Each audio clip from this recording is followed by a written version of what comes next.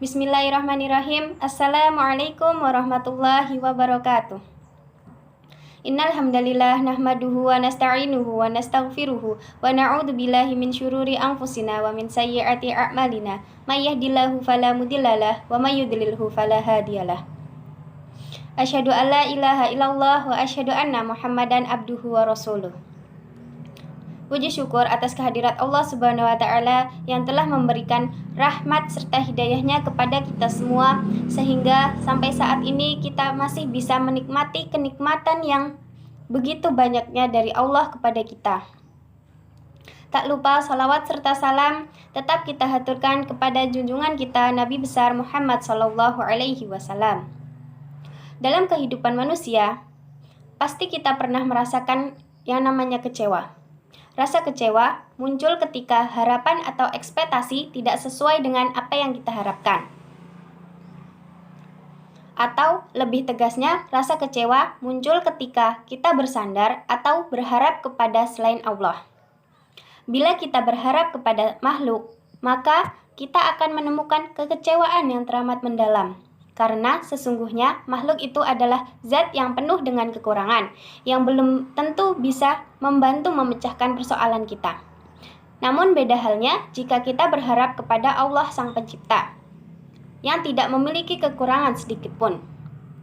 Sebagai seorang muslim yang menyatakan bahwa Allah sebagai Tuhan dan zat yang patut untuk kita sembah, maka sudah selayaknya segala sesuatunya kita mohonkan bantuan dan pengharapan kepada Allah. Allah berfirman dalam surat Al-Maidah ayat 23. A'udzu billahi minasyaitonir rajim. Bismillahirrahmanirrahim. Wa 'alallahi fatawakkalu in kuntum mu'minin. Dan hanya kepada Allah hendaknya kamu bertawakal jika kamu benar-benar orang yang beriman.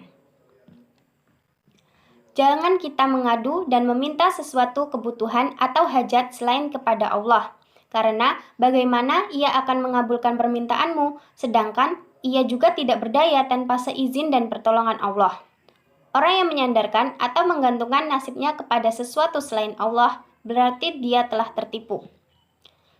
Dalam perkataan Imam Syafi'i bahwasanya ketika hatimu terlalu berharap kepada seseorang, maka Allah akan menimpakan atasmu pedihnya sebuah pengharapan, supaya kamu mengetahui bahwa Allah sangat mencemburui hati yang berharap kepada selainnya.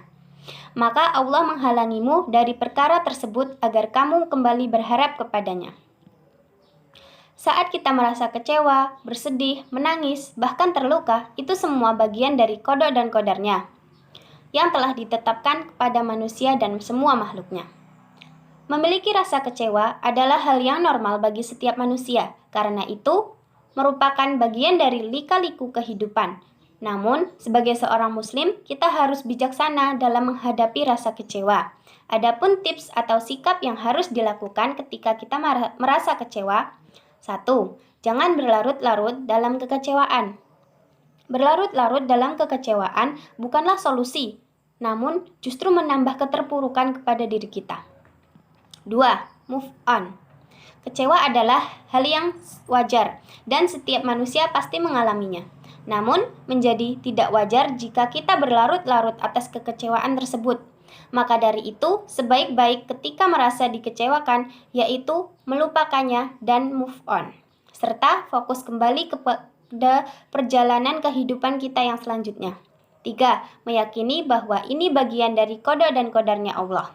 Tidak ada sesuatu perbuatan yang bukan dari qada dan qadarnya Allah. Jauh sebelum manusia diciptakan oleh Allah ke alam bumi, maka sesungguhnya Allah telah mencatat di Lauhil Mahfudz tentang seluruh takdir manusia. Oleh karena itu, menerima dan bersabar atas ketentuan Allah yang telah diberikan kepada kita, termasuk rasa kecewa, adalah bagian dari ibadah kita kepada Allah.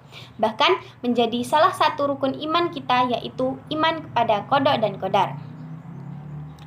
4. Ambil hikmahnya. Islam mengajarkan bahwa segala sesuatu selalu terdapat hikmah dan pelajaran di dalamnya. Maka dari itu, yakinlah bahwa tidak ada sesuatu yang menimpa diri kita melainkan di dalamnya terdapat hikmah yang dapat kita ambil. 5. Bersyukur. Bersyukur merupakan kunci dari kelapangan hati seseorang. Meskipun kita kecewa, tetap jangan pernah berhenti untuk bersyukur, karena bisa saja ada orang yang di sekitar kita ujiannya lebih berat dari kita. Belajar dari kecewa itu tidak mudah. Perlu keikhlasan dan kelapangan hati kepada Allah Subhanahu wa taala.